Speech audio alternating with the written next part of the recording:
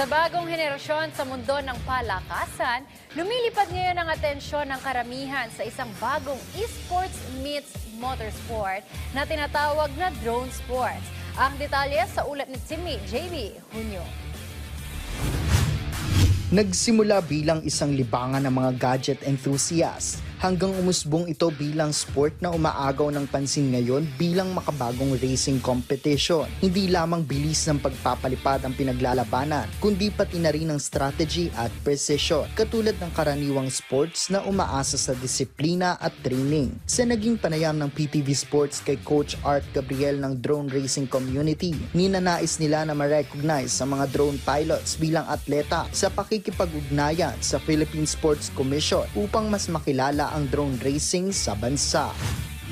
Meron ng mga initial way back this year actually, we're aiming to be part ng Philippine athlete somehow. So tulad ng mga sikat ngayon sila Carlos Yulo, like, 'di ba? So they have the support, build their being known.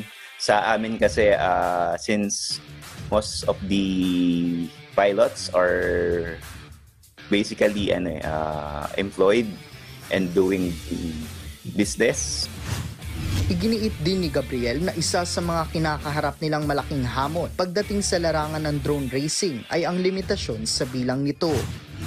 Compared to other countries, talaga ang laki ng difference. They have the support, especially Korea, Japan, China. Yung mga players nila, unlimited ang drone, unlimited ang accessories. Kami dito, we only have 3 to 5 drones and meron kaming nag-compete na mga team na rin sa Dubai and unfortunately, yung drones natin talagang nag-error and so on, walang kapalit. So, instead naka-compete sana tayo.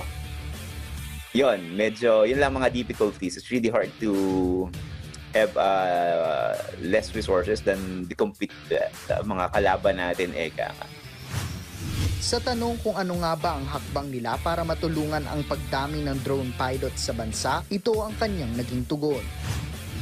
Pupunta kami sa mga events, sa mga plaza or mga piyesta, mag-set up kami doon ng mga obstacle and then we'll let people know that we're doing this and we're actually promoting na hopefully dumami yung pilots natin. Pero hopefully, magkaroon ng support ng government and dumami pa sana yung natin, mga drone racing pilots sa Pilipinas. Kasi it's a career, like I said, we're actually earning good money and malaman nila na, wow, good money and ang dami kayong walang trabaho. So, it's a good thing to actually dive into drone racing.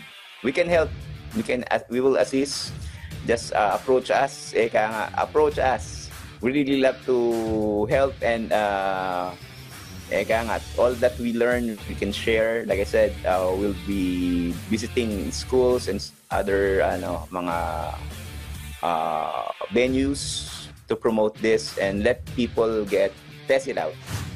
Habang dumadami na ang mga torneo sa bansa na nagbibigay ng bagong mukha sa sports landscape ng Pilipinas, naway bumilis din ang pag-angat ng drone community sa bansa. JB Hunyo para sa Atletang Pilipino, para sa Bagong Pilipinas.